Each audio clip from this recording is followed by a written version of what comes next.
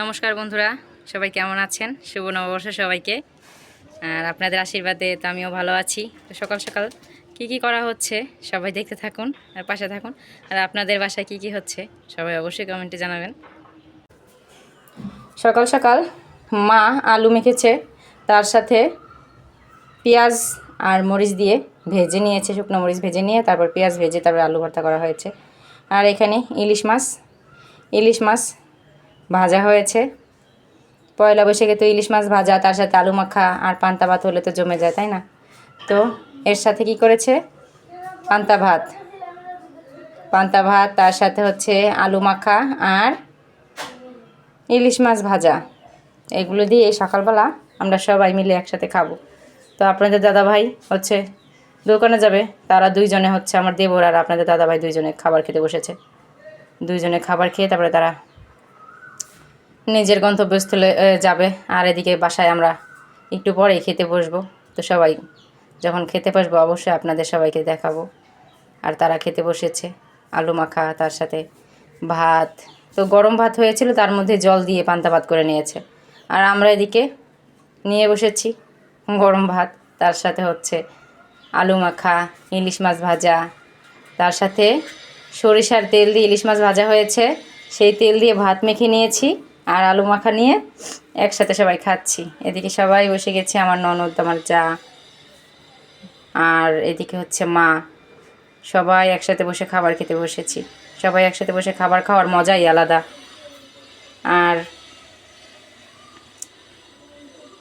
এদিকে সুজয় বাবু ওই দেখেন খাচ্ছে।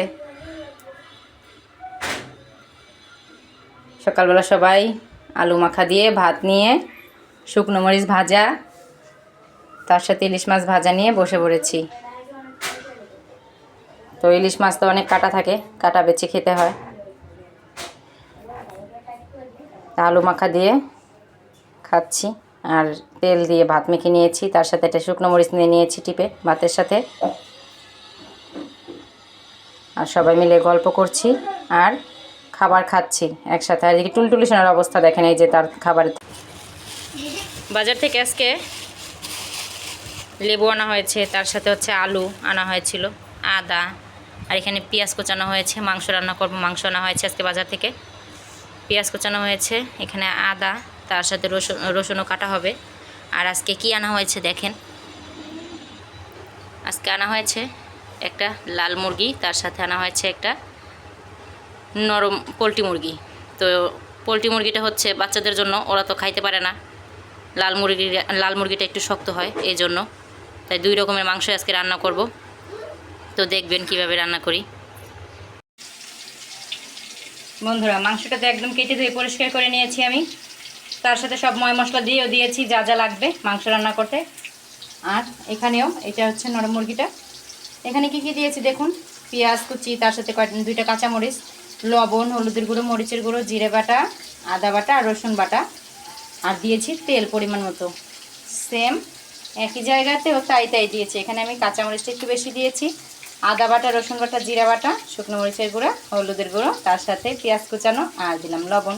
আর তেল দিয়ে দিয়েছি, তেলটা অল্পই দিয়েছি মাংসটার মধ্যে, কেননা তেলের পরিমাণটা রান্না করতে করতে এই লাল মুরগি থেকে বেশি বের হয়। এখন মাংসটাকে কী করতে হবে, আমার মেখে নিতে হবে। মাংসটাকে সুন্দর করে আমি মেখে নিব।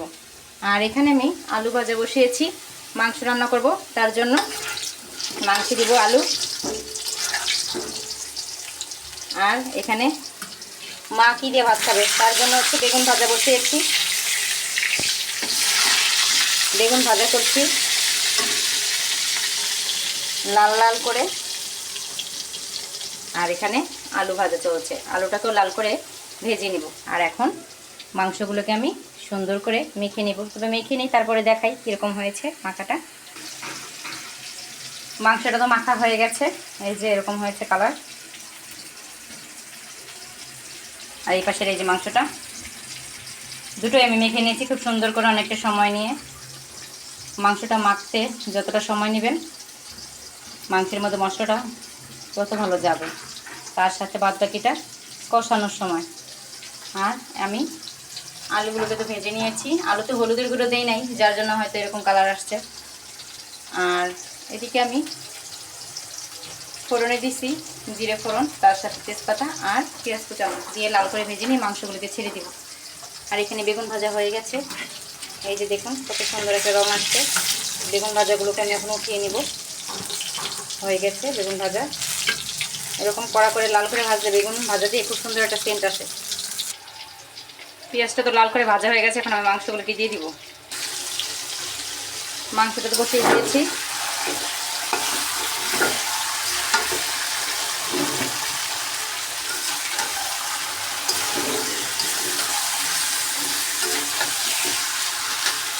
দেখে এখন সুন্দর করে কষাবো আমি। মাংস কষানো তো হয়ে গেছে, এখন জল দিয়ে দিব। আর এই বড় কড়াই থেকে নামিয়ে আমি এই কড়াইয়ের মধ্যে নেব। আর ওই এদিকে মাংসটা তো হয়ে গেছে, এখন গরম মশলা দিয়ে নামিয়ে নিব। আর এখানে মাংসটা কেবল বসাইছি মাত্র, এটাকে এখন ভালোভাবে কষাতে হবে, তারপর নরম হবে, তাই না? এটাকে অনেক সুন্দর করে কষাতে হবে। মাংস তো নামিয়ে নিয়েছি, হয়ে গেছে রান্না এটা। আরও একটা এই যে ঢেকে দিয়েছি আমি, রান্না হচ্ছে এটা। রান্না করতেছি আর আইসক্রিম পেতেছি, সবার জন্য আইসক্রিম আনা হয়েছে। তো ছেলে সুজয় আর সুদীপ্ত দুইজনে হচ্ছে কোন আইসক্রিম খাইছে, আর আমরা এটা নিয়ে বসছি। গরমের মধ্যে আইসক্রিম খেতে কিন্তু দারুণ লাগে। তো দেখেন ঠিকই রান্না হয়।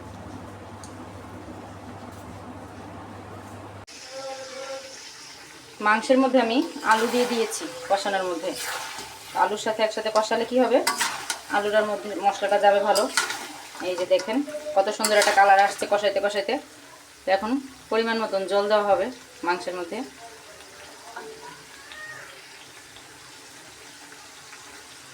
দিয়ে দিলাম জল, আর একটু জল দিব।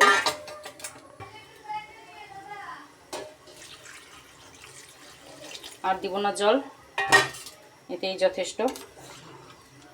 এখন ভালোভাবে ফুটলে জলটা যখন টেনে যাবে তখন নামিয়ে নেব গরম মশলা বাটা দিয়ে।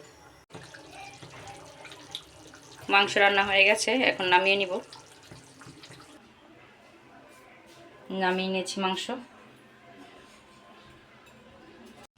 শেষ পাতের জন্য চাটনিও রান্না করেছি, আমের চাটনি।